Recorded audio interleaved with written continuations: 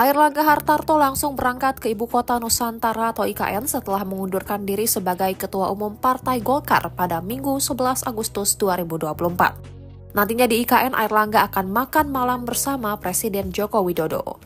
Wakil Ketua Umum Partai Golkar, Ahmad Doli Kurnia, mengatakan bahwa nantinya Airlangga yang juga Menteri Koordinator Bidang Perekonomian akan makan malam bersama Presiden Jokowi dan sejumlah anggota kabinet lainnya.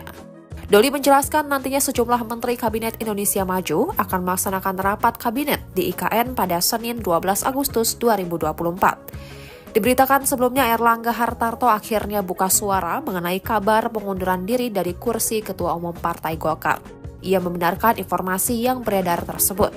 Airlangga mengumumkan kabar pengunduran diri itu lewat video tapping yang disebar kepada awak media pada Minggu 11 Agustus 2024. Ia terlihat duduk di meja kerja sembari merekam pernyataan pribadinya. Airlangga menjelaskan pengunduran diri sudah disampaikan sejak Sabtu 10 Agustus 2024. Nantinya ia menyerahkan mekanisme pergantian kursi Ketua Umum Golkar kepada pengurus partai. Airlangga pun berharap agar proses pergantian Ketua Umum dapat dilakukan secara damai. Pasalnya, demokrasi harus tetap dikawal secara baik. Terkait pengunduran diri Airlangga dari kursi Ketua Umum Golkar, Wakil Ketua Umum Partai Golkar Ahmad Doli Kurnia mengatakan bahwa ada sejumlah pertimbangan yang menjadi latar belakang.